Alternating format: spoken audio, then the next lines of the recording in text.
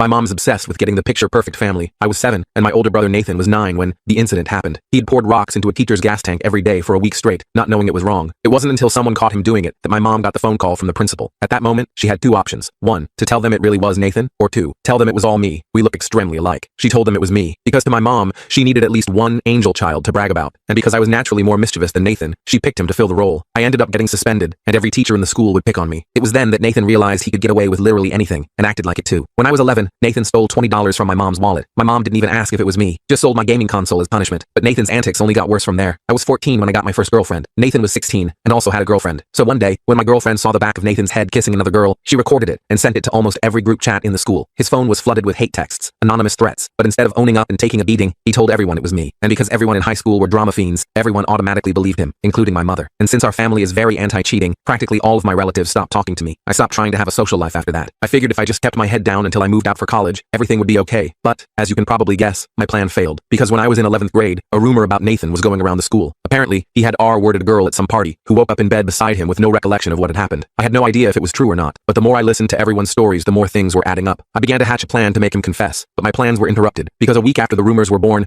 people were threatening to beat me up after school. Eggs were thrown at me as I walked home. It wasn't until one guy threw a punch during lunchtime that I realized what was going on. Nathan had somehow convinced everyone it was me. I went home early that day, not knowing what the F to do. I remember living with so much fear, I didn't even want to leave the house. But when the weekend came, things took a dark turn. I got a notification that I was tagged in a post on Instagram, but when I clicked it, my heart dropped. The account was anonymous, but was followed by nearly everyone in school. The caption was my home address, phone number, email, all followed by an in-depth description of who I had violated, and just how I had done it. I almost threw up with stress. My hands and feet were ice cold. I tried to scroll through my WhatsApp to see if there was anyone I could reach out to, but there was only one. The only person who didn't blame me for Nathan cheating on his girlfriend, my dad. I hadn't spoken to him in almost 10 years, but when I called, the first thing he asked was if I wanted to come over, and he'd pay for the Uber. I breathed a sigh of relief, and left immediately. On the way there, I passed by 4 Toyota Corollas filled with angry 18-year-olds, all heading towards my house. Luckily, they didn't see me, and I knew I would be staying at my dad's for a while. When I got there, he didn't even ask why I had reached out. He just gave me a big hug, and played Polar Express on the TV, my favorite Christmas movie from when I was 5. But the second Tom Hanks started narrating, I burst into tears. Tears soon turned into hyperventilation, and within 2 minutes, I was having a full-blown anxiety attack. I couldn't even speak, and just showed him the Instagram post. Son, I know you wouldn't do that, he said. It was the first time someone had seen the good in me. I immediately calmed down, and he continued speaking. Apparently, my mom had always treated Nathan a lot better, and my dad always tried to stand up for me. But things quickly escalated, and whenever my dad would defend me, my mom would get violent, which was the reason for their divorce. I told him my mom said he used to hit her, which is why I never reached out. He just nodded, but the look in his eyes told me he understood and forgave me. It was the most love I had been shown in my life, so I started crying again. My dad assured me not to worry because he would handle everything, and I was in safe hands. I smiled, because back then, I didn't understand the weight of his words. I didn't know just how seriously he had meant them. He protected me so well that I didn't find out what he had done to Nathan and my mom until it was too late to be undone. I can't tell you what happened next in this video. The full story is on my channel.